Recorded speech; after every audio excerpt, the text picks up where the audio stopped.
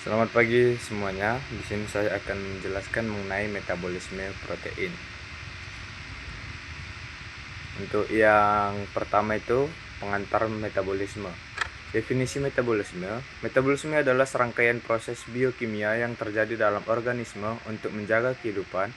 Ini meliputi dua kategori utama, katabolisme yang memecah molekul kompleks menjadi yang lebih sederhana untuk melepaskan energi, dan anabolisme yang membangun molekul kompleks dari komponen yang lebih sederhana, memerlukan energi.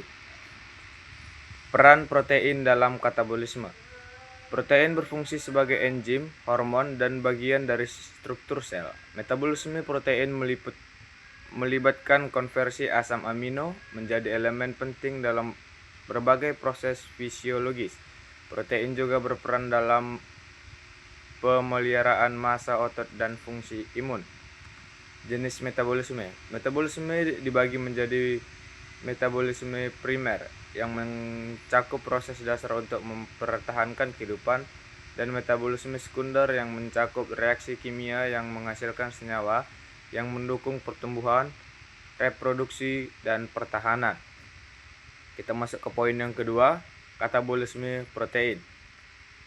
Proses degenerasi protein. Katabolisme protein dimulai dengan pemecahan protein menjadi peptida melalui proses pencernaan.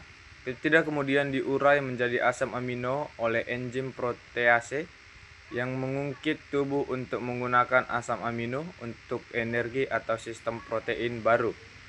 Enzim yang terlibat dalam katabolisme protein tersebut pepsin yang berfungsi di lambung, dan enzim pankreas seperti tripsin dan chymotrypsin yang membantu menghidrolisis protein di usus halus.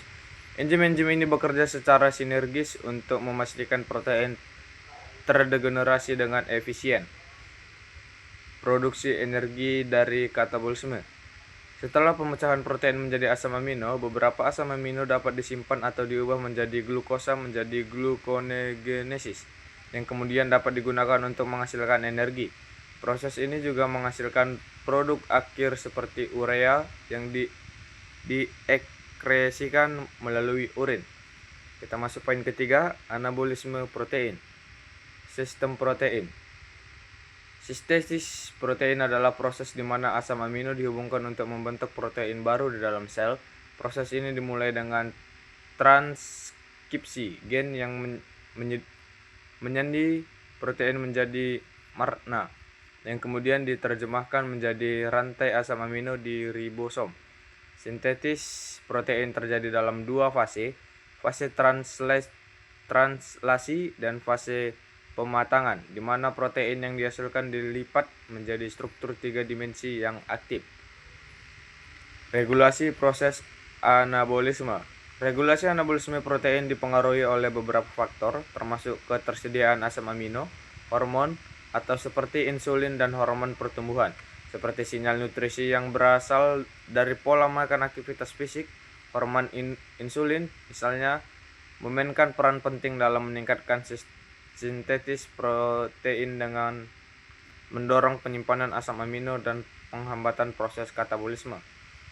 Signifikan bagi pertumbuhan dan pemulihan.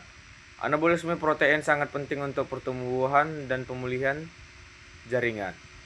Selama fase pemulihan setelah latihan fisik, tubuh lebih membutuhkan sintetis protein untuk memperbaiki serat otot yang rusak. Peningkatan sintetis protein berkontribusi pada peningkatan massa otot dan kekuatan, serta mendukung fungsi imun dan pemulihan cedera. Yang keempat, faktor yang mempengaruhi metabolisme. Pola makan. Pola makan yang seimbang dan kaya nutrisi adalah kunci dalam mendukung metabolisme protein. Asupan cukup protein berkualitas tinggi serta asam amino esensial diperlukan untuk optimalisasi sintetis protein. Kekurangan nutrisi dapat mengganggu keseimbangan metabolisme dan menghambat fungsi tubuh. Aktivitas fisik. Aktivitas fisik yang teratur, terutama latihan beban, dapat meningkatkan sintetis protein dan efisien metabolisme. Latihan yang tepat mendorong stimulasi hormon pertumbuhan dan testosteron yang berkontribusi pada peningkatan anabolisme protein dan mengurangi katabolisme. Pengaruh hormon. Hormon memainkan peran penting dalam mempengaruhi metabolisme protein. Hormon insulin membantu pengatur level glukosa darah dan mendorong sintesis protein, sedangkan hormon glukosa dan kortisol mempengaruhi pemecahan protein. Ketidakseimbangan hormon dapat menyebabkan disfusi metabolisme yang berdampak pada kesehatan dan kinerja. Yang kelima, penyakit terkait metabolisme. Difusi metabolisme protein. Difusi metabolisme protein dapat menyediakan berbagai masalah kesehatan seperti seksersia, di mana terjadi penurunan berat badan drastis dan penghilangan otot, yang umum terjadi pada pasien kanker dan penyakit kronis. Selain itu, gangguan metabolisme protein dapat menyebabkan akumulasi limbah yang berbahaya dalam tubuh. Contoh penyakit metabolik.